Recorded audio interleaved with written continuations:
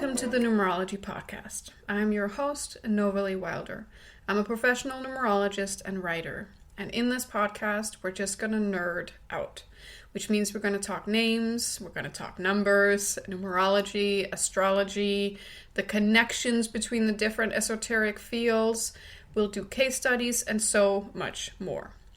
At the end of the episode, make sure you visit my website, novaleewilder.com, where you can find out more about numerology and yourself. If you enjoy this podcast, make sure you subscribe so that you're always the first to know when each episode is released. Also, if you enjoy the podcast, please take the time to review it so that more people can find it and nerd out with us. Today, I wanted to share about the phases in a name change, especially one that is done with a numerologist. So this can be of interest if you have ever thought about changing your name, if you've done so in the past, if you're contemplating doing it with me or a different numerologist, or even just if you want to orient yourself on any kind of spiritual journey. Because some of these phases kind of overlap and look like the same phases that we go through when we have any kind of spiritual awakening. And I see a very strong correlation between spiritual health and mental health. And sometimes we can have a mental health awakening where we realize certain patterns in our life and some of the feelings and actions and questions that we have around that time overlap with what I would call a spiritual awakening. So I hope you will enjoy this episode.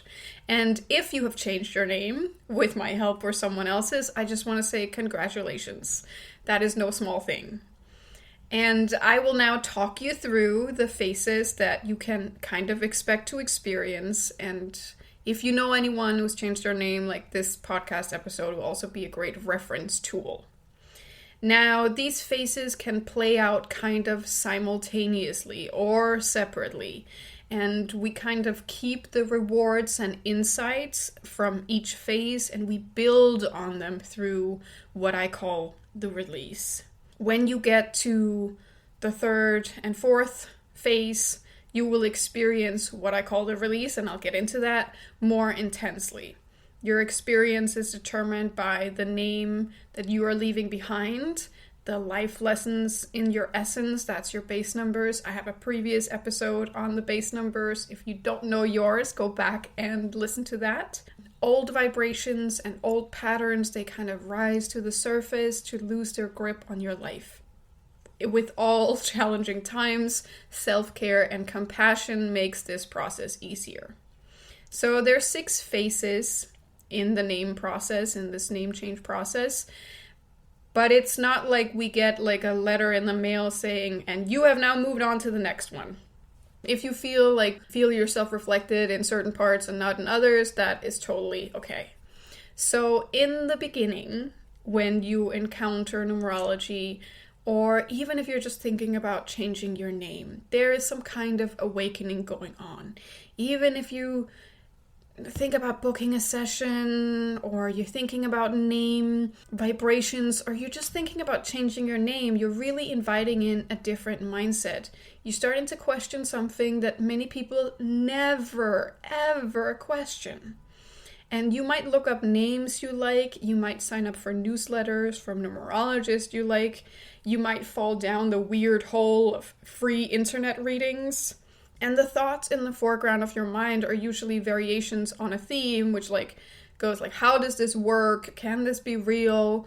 And you can experience sudden insights when you read about your base number. And usually there's a strong hope that arises inside you.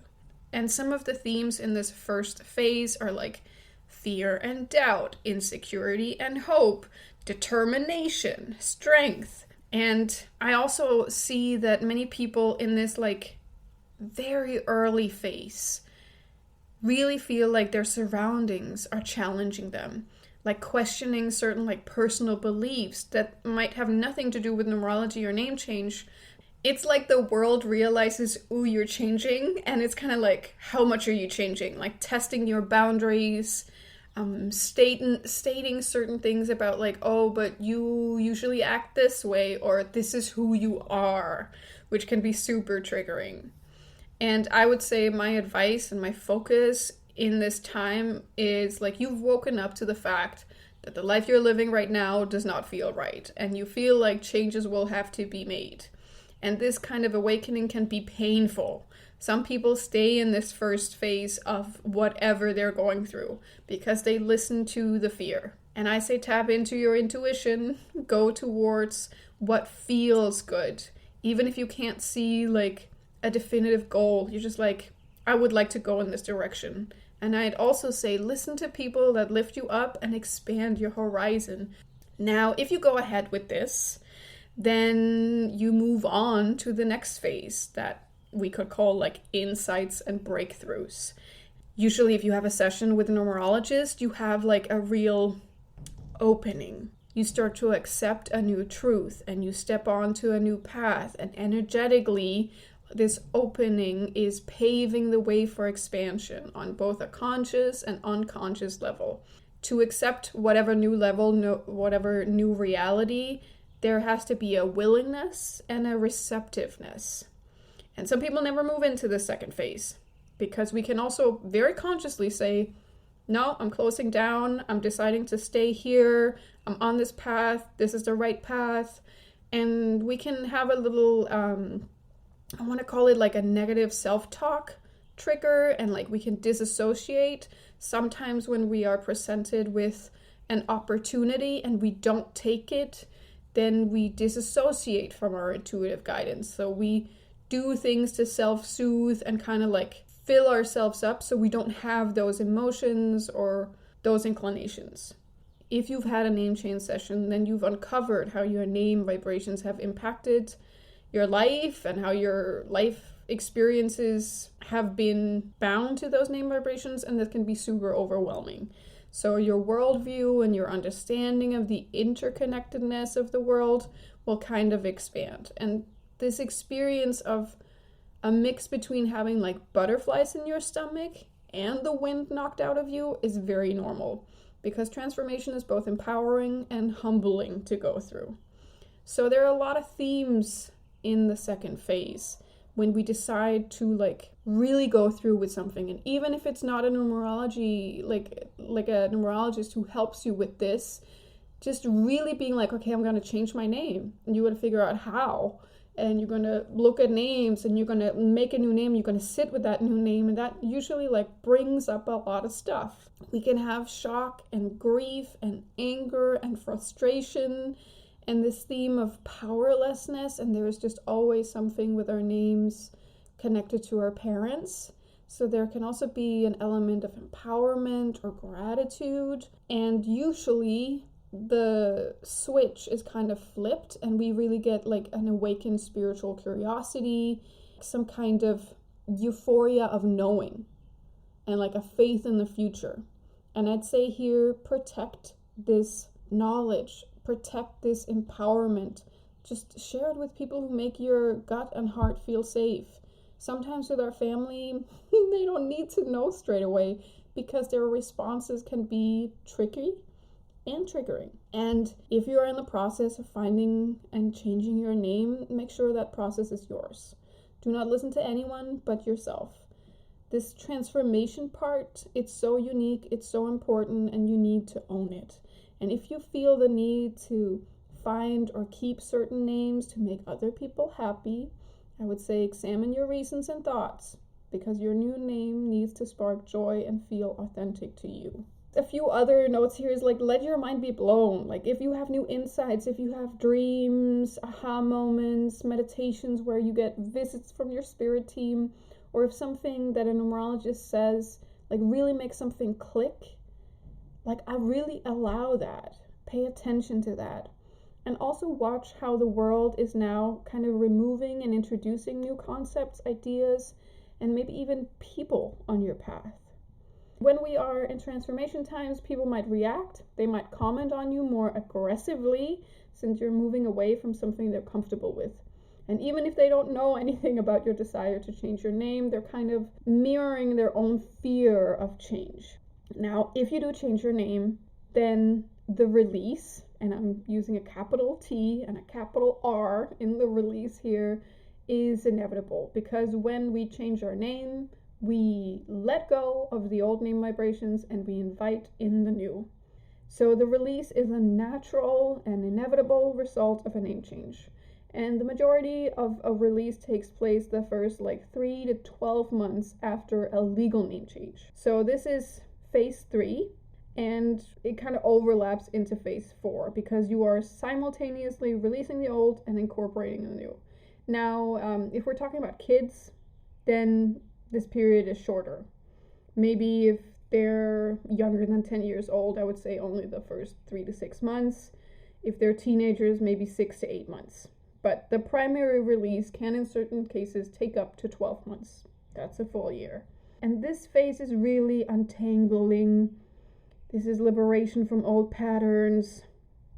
It usually brings up a lot of old memories, people, and thoughts. Like, the longer you've carried your old name, the more it'll have a hold on every part of you. Yeah, this dismantling is just needed to make space for the new supporting vibrations. And energetically, it really feels like spring cleaning. So sometimes it's like, oh, I didn't know I still had that belief in there. Watch it leave the house. And some heavy vibrations can just take their time to let go. So these areas of change in the third phase are they're everything in your life. So spiritual, intuitive, relationships, emotional, physical, your ego, your mindset, your body, your self-worth, romantic connections, your career, your mental state, your cognition, everything that's kind of making noise in your life at this time is asking for your attention to change. It's showing you a different way of dealing with challenges. And this process is soul, karmic, ego connections. So everything in your path is a gift, and some things might come in ugly wrappings. My advice here is to really look at this process and decide if it should be easy or if it should be hard. Because the universe, or whatever higher source you believe in, will kind of hit replay on a number of well-known, low-vibrating scenarios. So some people and situations will detach by themselves, and others will kind of throw a minor tantrum while being released. And my advice is just watch the show. You don't have to engage unless you want to. And know that whatever leaves you is making space for something better to take its place. All changes in the release are needed to make room for new things. All is well. Just allow your perception of the world to be adjusted. And that's our keyword, because now we move into the fourth phase. And this is what we could call the adjustment phase. So you've had your new name for about a year, and the release is kind of over. So now it's all integration. We are no longer releasing and shedding. Usually we get to integration state. So this is taking center stage. And we still have some themes from the previous phases, but here is the time and the potential to create major life change. So this period where we work on our life lessons, our base numbers really come into focus. We might really refine our goals. And you can have a short-term or a lasting experience with decreased or heightened passion, adjustment in intimate boundaries, amplified sensitivity, maybe mood swings. There can also be a lack of grounding, because this new connection to a spiritual awakening can make you feel lighter, and you might need to ground more. You might feel slightly disconnected. You might need different mental and spiritual hygiene practices. You might also find a sudden change in career or your job, and the world around you will change as a mirror to the inner changes you've been through. This also usually means there kind of is a reassignment or release of certain family relationships, or kind of roles we play, because our karmic bonds will shift, new connections and new understandings. And maybe if there are themes of trauma, maybe forgiveness, not for their sake but for your sake, can be in its place. Sensitivity, I would also say, to the global and daily vibrations. I feel for everyone who had a name change session with me last year, because going through 2020 and going through a name change was like a little extra. Now, the last thing that like usually shows up here is like physical pain and discomfort, and injuries can kind of disappear and calm down, or they can kind of flow to the surface, and you can be like, okay, I'm now going to deal with it. I have been ignoring it for too long. Now I'm going to deal with it. And I would also say, if you've had a session with me or any numerologist, like if you get scared or confused by how your release is playing out, you can always go back and listen to the recorded session, like pay attention to the name vibrations and life theme you are releasing, because that will usually give you insights into like, oh, right, I'm releasing this and I'm integrating this new thing. Yeah, and usually like our essence, who we truly are, will really like knock hard at the door and be like, let me in. I want to be doing something, and it might be different than what you've been doing up until now, or might, the goal might need refinement. My advice in this adjustment period is that every release is a unique and personal journey, and all essences and numeroscopes are one of a kind, and the themes and gifts that you are focused on, they'll just be really specific to you. So be patient and be kind with yourself. This unraveling of old thoughts and pain and ideas take time. And also take time to experience this quote-unquote new you that is forming. As you come more into yourself, more love and care is needed. So like lay down your shields, lay down your weapons, give yourself a hug, give yourself a high five every time you expand. Celebrate each little new victory, each little new change. And if you need support, you should really reach out to your numerologist. I suggest that to all my own clients. Like, if you need support, reach out to me. Now, the fifth phase that I would call the let go phase, or the karmic release phase. If you've had a name change with a numerologist, we will pinpoint when your final karmic release is in your yearly cycles. And that's within 3 to 3.5 years after your name change. Now, if you change your name on your own, then you don't know when that karmic release is coming, but it's usually somewhere in the future. And this period can take like a month or 6 months. If you've changed your names with the help of a numerologist, check your yearly cycles, check that piece of paper to see where it's pinpointed. And I can also just say, like, the length of this karmic release is not important. But this is kind of the completion of your old name and its influence on your life. And from now on, the new numeroscope, meaning your new name, is fully integrated.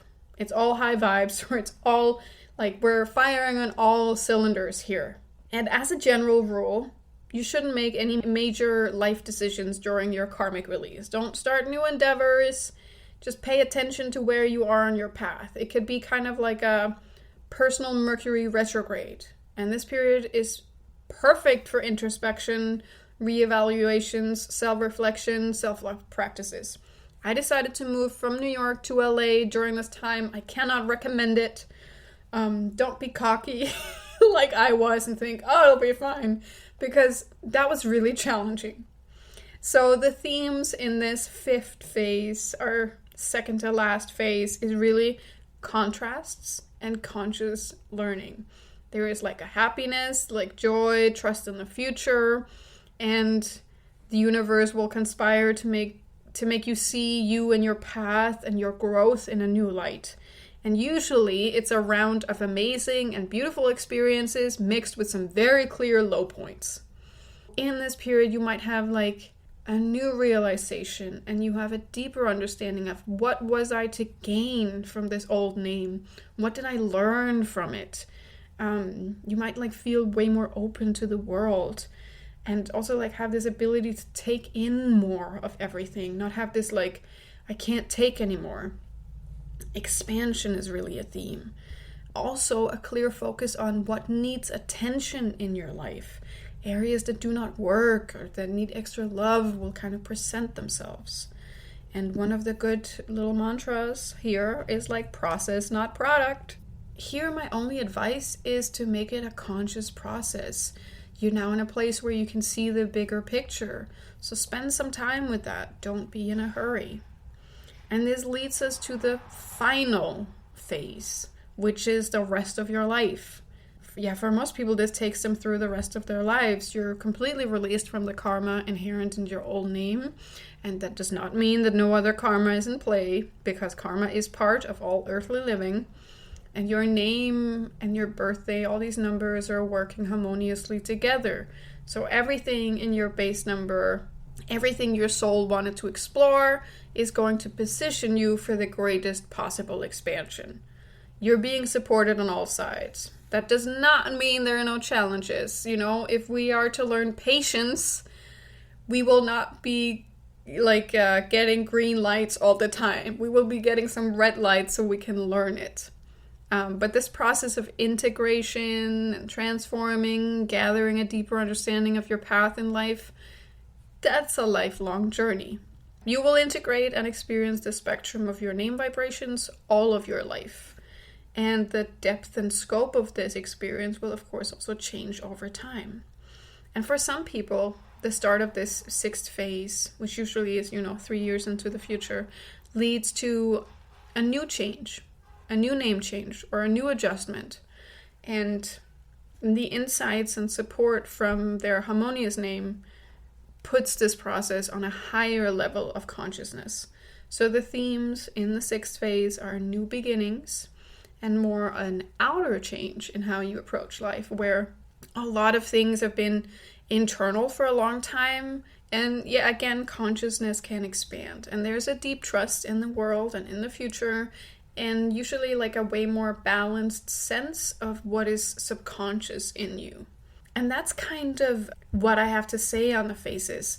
And if you have been through a name change, whether it be with the help of a numerologist or by yourself, I would love to hear from you. You can find me on all the social media platforms. I'm Novalee Wilder, or you can send me an email at hello@novaleewilder.com, because I would love to hear from you. And if you see yourself reflected in these phases, or you've had a very different experience, just let me know. I'm a nerd with this, so I really want to know about people's experiences, because it's also going to feel different for the different base numbers. That's it for the Numerology podcast for this time. If you want to talk about this episode, if you want to suggest a topic for future episodes, find me on Instagram at Novalee Wilder, or any of the other platforms, or at the Numerology podcast, and share your thoughts. Thank you for being a listener of the Numerology podcast.